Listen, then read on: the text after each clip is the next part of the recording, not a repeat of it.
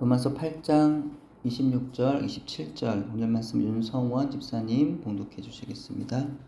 이와 같이 성령도 우리의 연약함을 도우시나니 우리는 마땅히 기도할 바를 알지 못하나 오직 성령이 말할 수 없는 탄식으로 우리를 위하여 친히 간구하시느니라. 마음을 살피시는 이가 성령의 생각을 아시나니 이는 성령이 하나님의 뜻대로 성도를 위하여 간구하시느니라. 아멘. 예, 감사합니다. 우리는 세상에 살아가면서 적어도 이 세 가지는 반드시 알아야 합니다. 다른 거 다 몰라도 이 세 가지는 꼭 알아야 되는 것이 있습니다. 그것이 무엇일까요? 세상을 살아가는 모든 사람들이 반드시 알아야 하는 그 세 가지는 무엇이라고 했나요? 첫째, 하나님을 알아야 한다고 했습니다. 둘째, 인간, 사람이 어떤 존재인지, 또 나라는 사람은 누구인지를 알아야 한다고 했습니다. 세 번째, 세상에 대해서 알아야 한다고 했습니다. 이 세 가지 가운데서 가장 먼저 되고 가장 중요한 것은 역시 하나님을 알아야 한다는 것입니다. 여러분, 하나님을 아세요? 얼마나 아십니까? 혹시 장님이 코끼리를 만지듯 저와 여러분이 아는 하나님은 그 정도에 머물고 있지는 않습니까? 다음 화면 보시면 그림이 있어요. 코끼리를 설명하라고 하니까 이 앞을 볼 수 없는 사람은 경험한 것이 고작 코끼리 다리를 만진 것밖에 없어서 코끼리가 뭐냐라고 물어보면 딱딱한 기둥 같은 겁니다 라고 설명을 합니다. 또 역시 앞을 못 보는 다른 사람은 코끼리라고 만져본 게 코끼리 코밖에 없어서 코끼리는 길고 커다란 어떤 물 호수 같은 것입니다 라고 설명을 합니다. 역시 앞을 보지 못한 어떤 사람은 코끼리의 배를 만지더니 코끼리는 거칠고 울퉁불퉁한 벽과 같은 것입니다 라고 그렇게 설명을 합니다. 그래서 우리가 때로는 잘 아는 듯이 말하는 하나님에 대한 지식이 어쩌면 고작 이 정도에 그치고 있는 게 아닌가라는 것입니다. 하나님이 어떤 분이신지 아는 것은 하나님의 부르심을 받은 하나님의 백성이라고 한다면 당연히 가장 중요한 의무이자 책임입니다. 교회를 다니면서 예수 믿는데 하나님 몰라도 상관이 없는 듯이 살아가면 안 된다는 것. 당연히 하나님을 알아야 되고 더 알기를 소원해야 한다는 겁니다. 아버지를 모르는 사람 자녀인가요? 어머니를 모르는데 그 어머니의 자녀입니까? 아버지를 모르는 사람을 자녀라고 말할 수 없는 것처럼 하나님을 알지 못하는 사람을 하나님의 자녀라고 말할 수가 없기 때문입니다. 하지만 문제는 육신을 입은 우리가 영이신 하나님을 안다는 것이 그리 간단한 일이 아니라는 겁니다. 그야말로 앞을 보지 못하는 사람이 더듬더듬 만지는 그 자신의 그 경험에 의지하여서 코끼리를 겨우겨우 설명하고 있는 것처럼 그런 비슷한 상황이 때론 우리가 하나님을 아는 정도의 그런 지식이라는, 어쩌면 그보다도 하나님을 아는 것이 어쩌면 더 어려울 수도 있습니다. 근데 감사하게도 하나님 우리에게 뭘 주셨어요? 하나님을 알도록 뭘 주셨습니까? 성경, 그죠? 하나님은 자신을 계시하시면서 우리에게 자신을 알려주시기 위해서 성경이라는 것을 주셨습니다. 그래서 우리가 다른 걸 하지 않아도 성경만 읽으면 누굴 알아요? 하나님을 알 수가 있어요. 너무나 다행이고 너무나 감사하지 않습니까? 중세시대 카톨릭 교회에는 라틴어 성경밖에 없어서 아무도 성경을 읽은 사람이 없었습니다. 심지어 사제들조차도 성경을 잘 알지를 못했어요. 우리는 그런데 성경 66권을 모두 읽고 공부할 수 있고 또한 설교를 들을 수 있으니 얼마나 감사한 일인지 모릅니다. 그렇다면 성경에서 말씀하고 있는 하나님은 어떤 분이신 걸까요? 첫째, 하나님은 창조주 하나님이십니다. 성경 제일 처음에 뭐라고 말씀하고 있나요? 태초에 하나님이 천지를 창조하시니라. 아멘. 우리는 성경의 맨 처음만 읽어도 하나님 어떤 분이신지를 알 수 있는 거예요. 하나님 누구세요? 창조주 하나님. 하나님은요 바로 천지를 창조하신 하나님이십니다. 둘째, 하나님은 부성과 모성을 함께 가지고 계신 하나님이십니다. 그 증거는 하나님께서 사람 만드실 때 하나님의 형상으로 누굴 만드셨어요? 아담을 만드시고 아담만 만드셨습니까? 하와도 만드셨습니다. 예, 하나님은 자신의 형상대로 남자를 만드시고 여자도 만드셨습니다.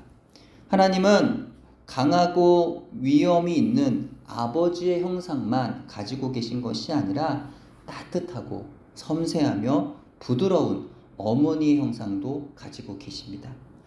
범죄한 자녀들을 매로 무섭게 다스리기도 하시지만 고통받는 그들의 상처를 어루만져 주세요. 또한 그 상처를 약을 발라 치유해 주십니다.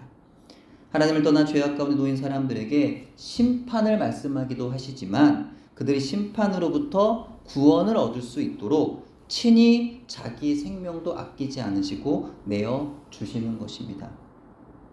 다음 화면 시편 121편 3절 4절 이사야 49장 15절 같이 보이나요 근데? 한번 읽어보겠습니다. 시작. 여호와께서 여인이 어찌 그 젖먹는 자식을 잊겠으며 자기 태에서 난 아들을 긍휼히 여기지 않겠느냐. 그들은 혹시 잊을지라도 나는 너를 잊지 아니할 것이라. 여호와께서 너로 실족하지 아니하게 하시며 너를 지키시니가 졸지 아니하시리로다. 이스라엘 지키시는 졸지도 아니하시고 주무시지도 아니하시리로다. 아멘. 예. 이미지라서 잘 안 보이시죠? 네. 어머니들이라면 하나님의 이 말씀을 공감하실 거예요. 예, 어머니라면. 예. 어머니들은 어떻습니까? 어머니들은 밤이나 낮이나 자녀들이 밥은 먹었는지, 우리 하은이 하준이가 밥은 먹었는지 항상 어머니는 마음에 그런 생각을 합니다. 예. 우리 하은이 하준이가 아픈 데는 없는지, 친구들하고 잘 지내는지, 힘든 일은 없는지 늘 어머니들은 걱정하십니다. 그래서 자녀들에게 어떤 문제라도 생기면 어때요? 어머니들은 발벗고 나섭니다. 예. 그런 분들이 바로 어머니시들이에요. 평생 동안 단 한시도 잊지 않고 자녀 생각만 하시는 분들이 바로 어머니들이시라는 거예요. 세상의 모든 어머니들이 그러하시듯 저의 어머니 역시도 늘 자녀들 걱정만 하셨습니다. 자녀들을 위해서 그 약한 몸으로 일하시다가 젊을 때 병을 얻어 평생을 아파하시다가 하나님께로 가셨습니다. 근데 가시는 날까지 어머니는 병으로 고통스러워 하시면서도 늘 저희 걱정만 하셨습니다. 바로 그 어머니와 같으신 분, 아니 육신의 어머니보다도 더 그 사랑이 크고 깊으신 분이 바로 우리의 하나님이시라는 거예요. 우리가 아프고 힘들 때마다, 우리가 정말 위로가 필요할 때마다 나를 꾸짖으면서 너 그 정도밖에 안 되니? 너 그거 갖고 그렇게 힘들어해? 라고 하면서 야단을 치시는 분이 아니시라는 거예요. 그저 아무 말 없이 우리의 마음을 다 아시기 때문에 안아주시는 그런 하나님이십니다. 심지어 자신의 몸이 찢어지고 상처 입어 고통스러울지라도 그런 건 아랑곳 않고 자녀를 살리기 위해서라면, 자녀가 잘 되는 길이라고 한다면 자기 한 생명 아끼지 않으시는 그런 분이신 겁니다. 다음 화면이요.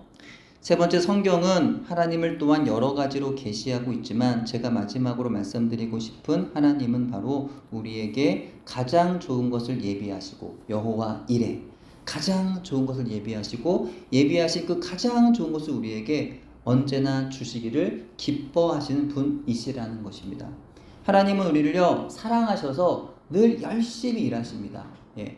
창조주이시니까 뭐 일 안 하셔도 되겠네. 예.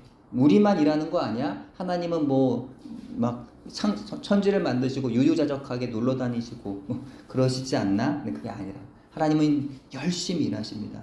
우리를 살리시려고, 우리를 구원하시려고, 우리를 보호하시고 인도하시려고, 우리의 그 좋은 모든 것들을 주시려고 쉬지도 않으시고 주무시지도 않으시며 일하십니다. 하나님 아버지 그 사랑과 열심의 가장 분명한 증거는 바로 예수님이고 성령님입니다. 사실 하나님은 창조주이시기 때문에 하나님 마음대로 하셔도 됩니다. 예, 우리를 만드시고는요 실증 나시면 버리셔도 돼요. 예, 아무도 뭐라 할 수 없습니다. 하나님이 저를 택하시고 상훈아 딱 부르시고는 너가 내 마음에 안 드네? 그러면 버리셔도 됩니다. 왜냐하면 하나님이시기 때문에요. 예. 피조물인 우리를 통해 하나님은 기쁨을 취하시고 나면 마음대로 우리를 버리셔도 되는 거예요. 그거 가지고 왜 버리십니까? 피조물인 우리가 말할 수 없습니다. 마음에 들지 않으시면 우리를 폐기 처분해도 상관이 없는 거예요. 내가 만든 거 내 마음대로 한다는데 누가 뭐라 합니까? 내 마음대로 사용하다가 더 이상 이용 가치가 없고 쓸모 없으면 그냥 버리면 됩니다. 근데 하나님은요 어때요? 우리를 버리지 않으시죠. 왜요? 우리를 사랑하시기 때문입니다. 저와 여러분을 사랑하시기 때문입니다. 하나님 우리를 사랑하셔서 창조 때 아담과 하와 이후 지금에 이르기까지 수천 년에 걸쳐서 우리를 구속하기 위한 일들을 끊임없이 쉬지 않고 행하십니다. 하나님의 사람들, 특별히 선지자들을 통하여 수없이 많은 말씀으로 우리를 구원에 이르도록 하셨고 하나님의 백성 이스라엘을 선택하셔서 그들에게 율법을 주심으로 생명의 길을 가르쳐 주셨으며 어린 양의 피의 제사를 통하여 죄 용서함의 길도 가르쳐 주셨지만 그 모든 일들이 완전하지 않았어요. 결국에는 약속하신 대로 때가 되어 아들을 보내어 주심으로 십자가에서 구원의 역사를 완성하여 주신 것입니다. 이로 인하여 아들 예수 그리스도를 믿기만 하면 우리는 구원을 받아요. 아멘. 우리는 그렇게 구원을 받는 것인데 하나님은요 거기서 그냥 끝이 아니셨어요. 내가 너희를 이렇게 위대한 일을 했잖아. 그 이제 너희들이 알아서 해가 아니셨다는 거예요. 하나님 예수님을 통해서 그 위대한 구원의 역사를 행하시고 또 그 이후에도 계속 일하십니다. 우리를 위하여. 하나님은 세심하셔서 연약한 우리가 우리의 힘으로 예수님을 믿고 따르지 못할까 하여 우리로 하여금 예수님을 믿고 따를 수 있도록 성령님을 보내주셨습니다. 저와 여러분을 향한 하나님의 사랑, 하나님의 열심이 놀랍지 않습니까? 세상에 어떤 이런 신이 있을까요? 하나님과 같은 분이 세상에 또 어디 있습니까? 의인도 아니고 아름답지도 못하고 경건하지도 않은 평생 하는 일이라고는 죄밖에 짓는 게 없고 게으르고 무지한 우리를, 심지어 하나님을 사랑하지도 않았던 우리를, 오히려 하나님과 원수되었던 우리를 하나님은 사랑하셔서 자신의 모든 것을 내어 주신 것입니다. 모든 것을 주시고 또 고장나면 고쳐주시며 애프터 서비스까지 영원히 해주십니다. 너무나 멋지시죠? 죄 때문에 고장난 우리를 예수님의 십자가의 대속의 피로 구원하여 주셨습니다. 그럼 된 거잖아요. 근데 계속 그 이후도 계속 도와주세요. 서비스를 해주세요.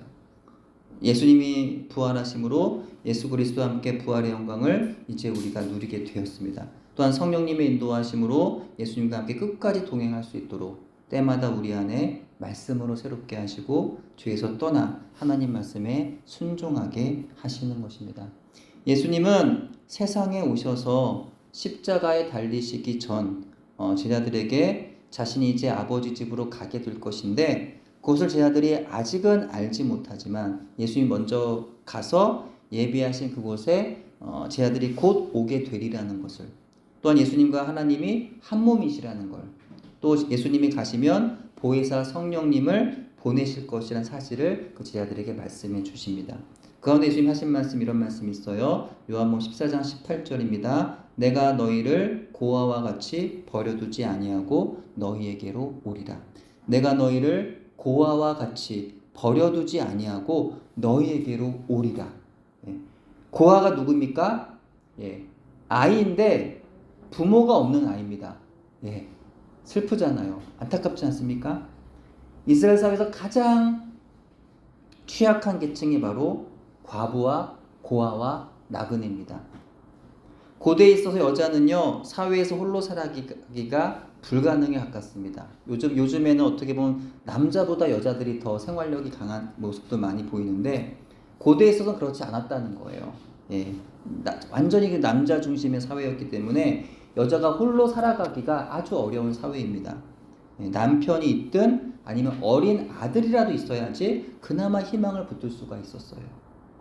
성경에서 과부란 경제적으로 빈곤한 여자, 남편이나 장성한 아들같이 경제적으로 보호해줄 사람이 없는 여자, 사회적, 법적 보호자나 후원자가 없는 여자를 의미했습니다. 성경시대 고아는 과부와 함께 사회에서 가장 불쌍하고 연약한 존재로 인식되었습니다. 이스라엘에서 고아는 부모가 없는 아이들뿐만 아니라 아버지가 없는 아이들을 포함합니다. 이는 가부장적 사회에서 어머니가 경제적 보호자 역할을 하기가 어려웠기 때문입니다. 그래서 그래도 최소한 과부와 나그네는요, 성인이잖아요. 어른이잖아요. 어떻게든 살아갈 방도를 찾을 수가 있을 겁니다. 근데 아이는요, 보호자가 없어요. 자기 힘으로, 그 어린 나이에 자기 힘으로 그런 세상을 살아가야 된다는 거예요. 아주 어렵습니다. 그래서 고아들은 사회에서 흔히 외면받았고 또 천대를 받았고 착취의 대상이 되기도 하였습니다. 예수님 뭐라고 말씀하세요?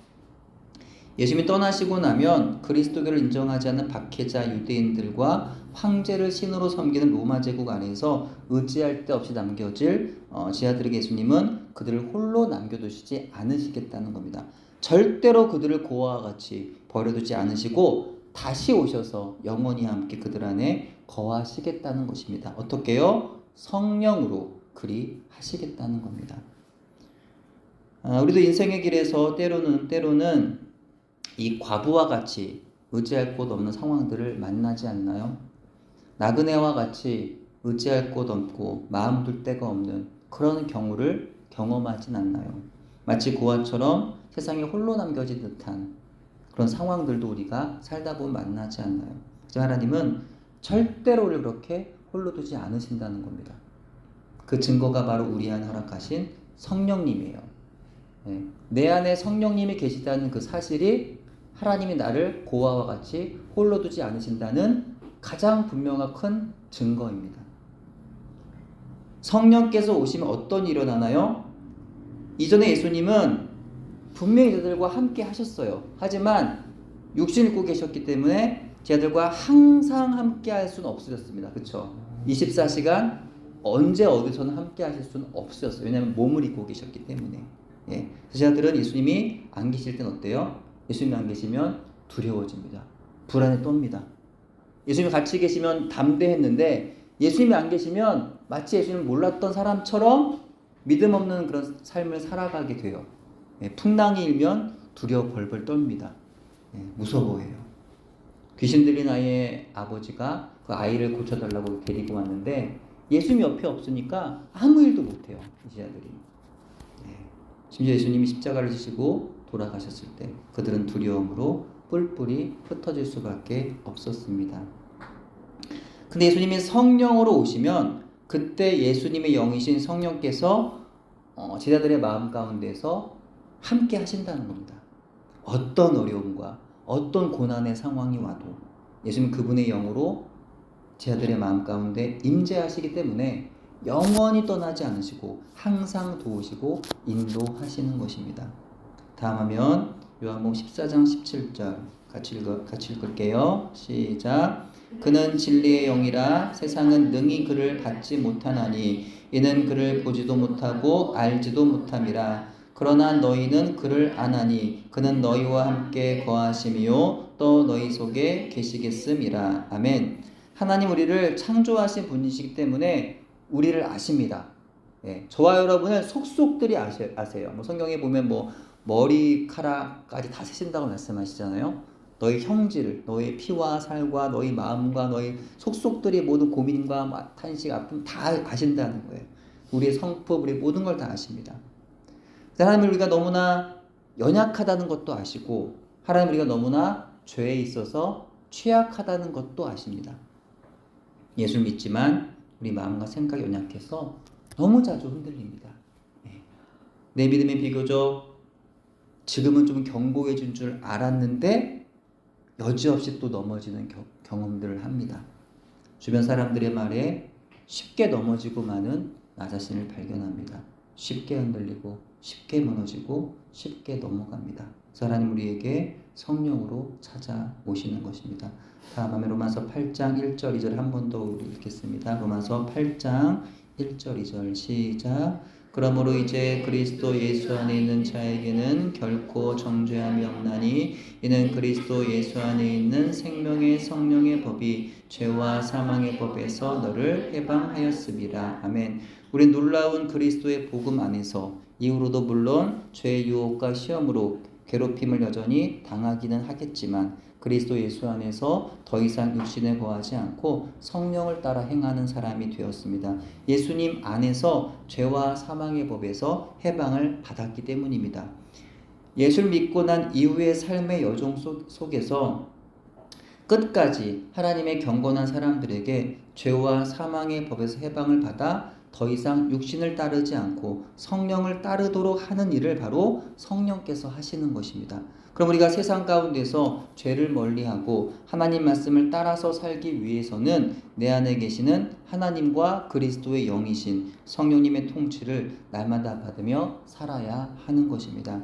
성령님의 다스리심, 성령님의 통치하심, 성령님의 인도하심, 이걸 우리는 흔히 뭐라고 얘기해요? 성령 충만이라고 얘기하죠. 그렇죠? 네, 성령님의 다스리심, 성령님의 통치하심, 성령님의 인도하심 받지 않는 사람은 그리스도인이라고 말할 수 없습니다. 하나님의 자녀라고 말할 수 없습니다. 때문에 아볼로와 같이 초대교회에서 예수님에 대해 너무나 잘 알고 물세례를 받은 성경 지도자라 할지라도 그에게 성령 받는 세례가 필요했던 것입니다. 로마서 8장 14절 같이 읽을게요. 시작. 무릇 하나님의 영으로 인도함을 받는 사람은 곧 하나님의 아들이라. 아멘. 하나님의 영에 의하여 지배를 받는 사람들만이 결국은 그분의 아들로 여김을 받는다고 바울은 가르치고 있습니다. 성령께 빚진 자임에도 불구하고 성령의 은혜를 입은 자임에도 불구하고 마치 육신의 빚진 자처럼 살아가고 있다면 예수님을 믿어서 내가 구원을 받은 것 같은데 늘 관심은 돈에 가 있어요. 늘 관심은 자식 자랑이 먼저입니다. 그는 육신의 빚진 자입니다. 예수를 믿는데도 불구하고 늘 근심 걱정으로 가득하다면 병에 걸려 죽을까봐 걱정, 자녀들이 잘못될까봐 걱정, 주식 떨어질까 걱정, 집값 떨어질까 걱정, 늘 이런 걱정을 살고 있다면 그는 육신의 빚진 자입니다. 영의 일을 생각하는 사람은 생명을 얻고 평안하지만 이처럼 육신의 일만 생각하는 사람은 사망에 이를 것이고 늘 두려움과 불안 가운데 하나님을 기쁘시게 할 수가 없는 것입니다. 우리는 누구입니까? 저와 여러분 누구인가요? 예수 그리스도 안에서 하나님의 영, 성령을 받아 성령의 인도함을 받는 하나님의 아들들입니다. 아멘. 네. 그러니까 우리는 두려워하지 않는 것이고요. 걱정하지 않는 것이며 불안해하지 않는 겁니다. 같은 하면 로마서 8장 15절 16절 시작. 너희는 다시 무서워하는 종의 영을 받지 아니하고 양자의 영을 받았으므로 우리가 아빠 아버지라고 부르짖느니라. 성령이 친히 우리의 영과 더불어 우리가 하나님의 자녀인 것을 증언하시나니. 아멘.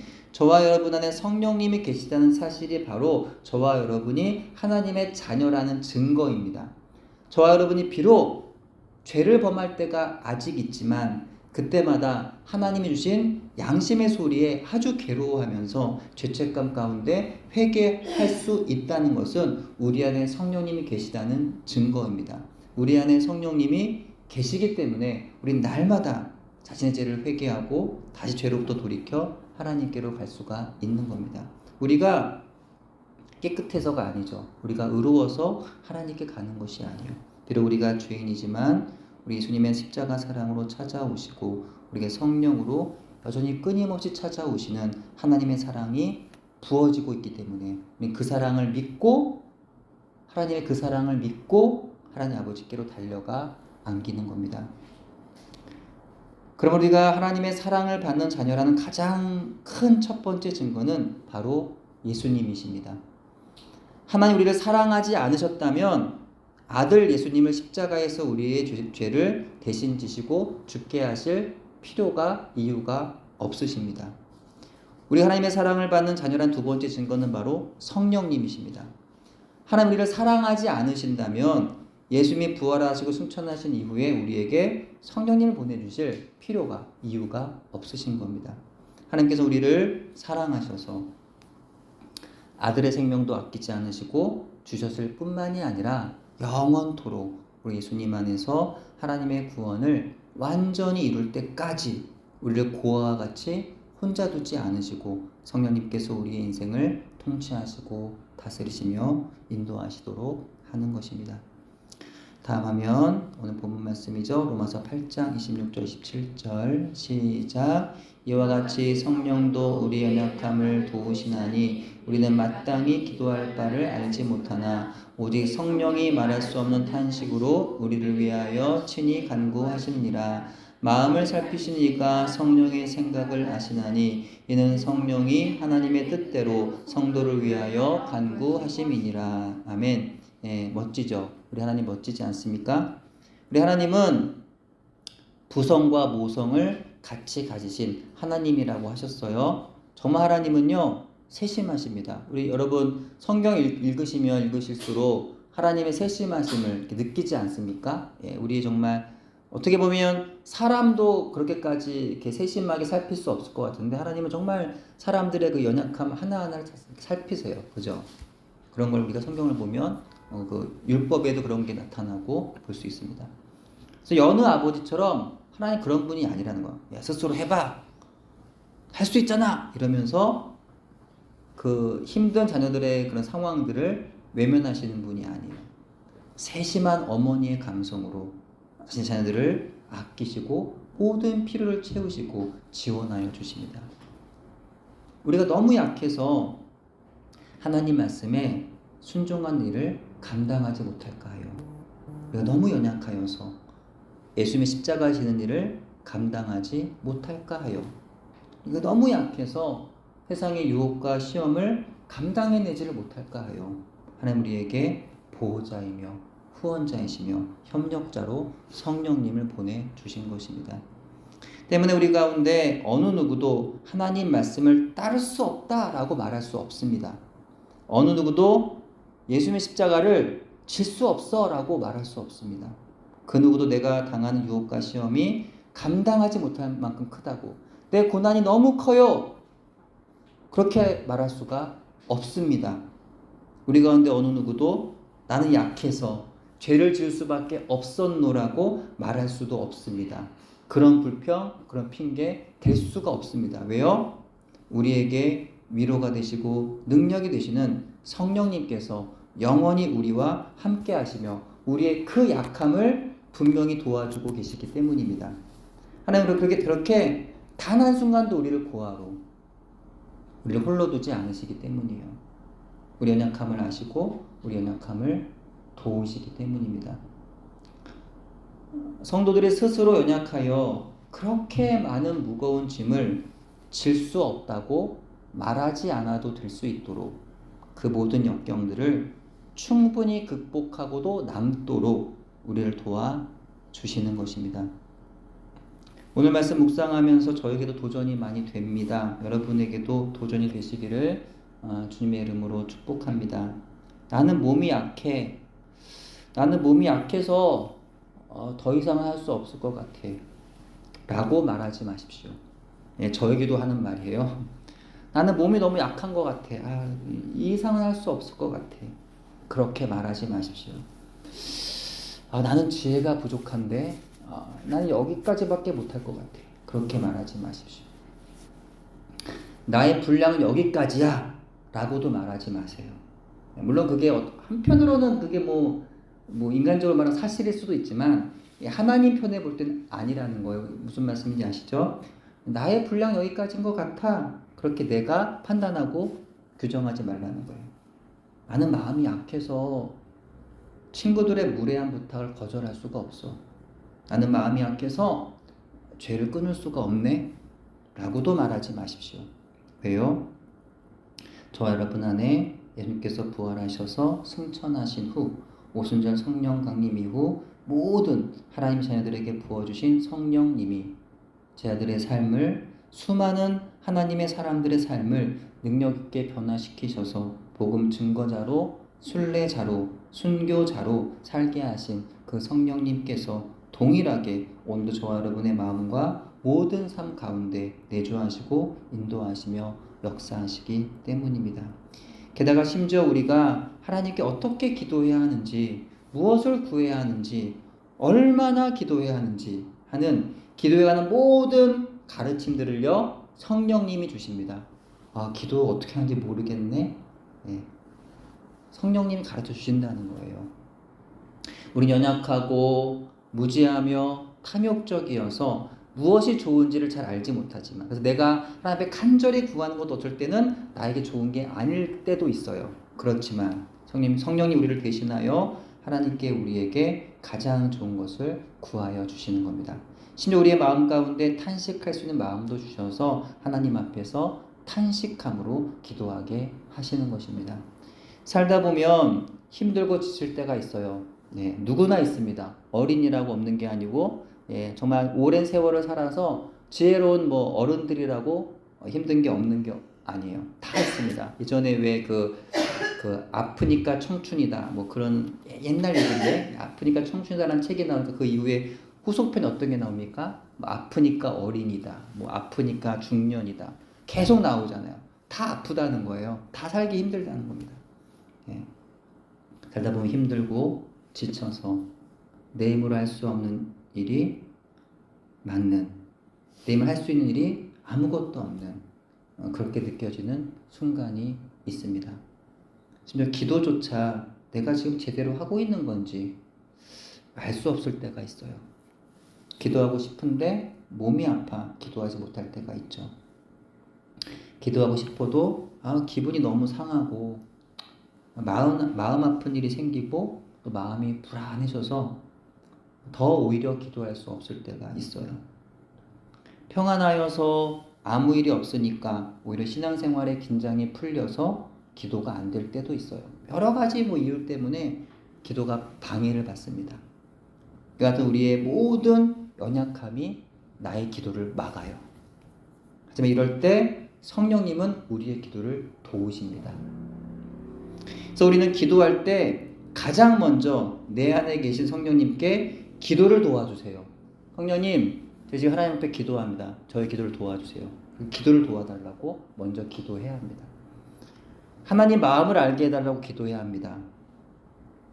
하나님의 뜻에 따라 기도할 수 있게 해달라고 기도해야 합니다. 마음에 분주하고 어지러운 생각들을 안정되도록 정리하여 달라고, 하나님께만 집중할 수 있게 해달라고 진실하게 간절하게 부르짖어 기도할 수 있게 해달라고. 제가 자주 말씀드리지만 침묵의 기도, 조용한 기도 좋아요. 근데 하나님 앞에 가능하면 소리내어 기도하는 게 좋습니다. 하나님 앞에 간절히 부르짖어 기도할 수 있게 해달라고, 그 주님의 그 영적인 것을 알게 해달라고 우리 먼저 성령님의 도우심을 간구해야 하는 것입니다. 그것이 바로 우리가 기도를 날마다 변함없이 잘할 수 있는 하나의 비결입니다. 내가 영적으로 충만할 때뿐만이 아니라 내가 영적으로 약하여져 있을 때에도 변함없이 기도할 수 있는 비결입니다.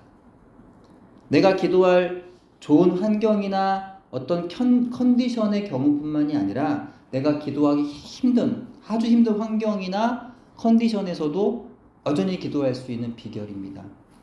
왜냐하면 성령님이 우리의 기도를 도우시기 때문입니다. 때문에 아무것도 할 수 없어도 괜찮습니다. 기도조차 하지 못해도 괜찮습니다.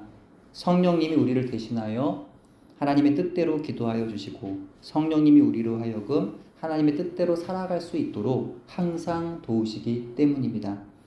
여러분 자신이 약하다고 생각이 되시는 경우가 있습니까? 난 너무나 약한 것 같아 라고 생각될 때가 있나요? 자기 약함을 안다면 우리 성령님께 도움을 구할 수가 있습니다. 그래서 약한 것이 자랑이 될 수 있는 거예요. 우리를 도우시는 보혜사 성령님은 하나님 앞에서 자신의 약함을 고백하는 성도에게 찾아오셔서 자신의 약함을 인정하는 성도를 도와주시기 때문입니다. 오늘도 하나님께서 우리를 사랑하심을 허락하여 주신 성령님을 의지하고 성령님의 통치를 받는 저와 여러분 되기를 바랍니다. 우리의 약함을 아시고 항상 도우시되 특별히 우리의 기도를 도우시는 성령님의 은혜로 하나님께서 우리에게 맡기신 기도를 비롯한 모든 사명들을 잘 감당해낼 수 있는 저와 여러분 되기를 주님의 이름으로 축원합니다. 기도합니다. 하나님, 오늘도 말씀 주심에 감사드립니다. 하나님을 알게 하시고 하나님의 사랑의 증거인 예수님을 알게 하시며 성령님을 알게 하심에 감사드립니다. 하나님께서 우리를 사랑하셔서 우리 예수님의 십자가로 구원하여 주시고 하나님께서 우리를 사랑하셔서 성령님을 보내심으로 우리와 영원히 함께하여 주심에 감사드립니다. 연약하고 죄만 우리를 버리지 않으시고 성령님을 통하여 항상 도우시고 통치하시며 인도하심에 감사드립니다. 우리로 하여금 하나님의 사랑하심과 성령님의 인도하심을 늘 기억하게 하셔서 하나님이 기뻐하시는 기도자로, 하나님 기뻐하시는 사명자로 늘 살아갈 수 있도록 저희를 붙잡아 주옵소서. 예수님 이름으로 기도합니다. 아멘.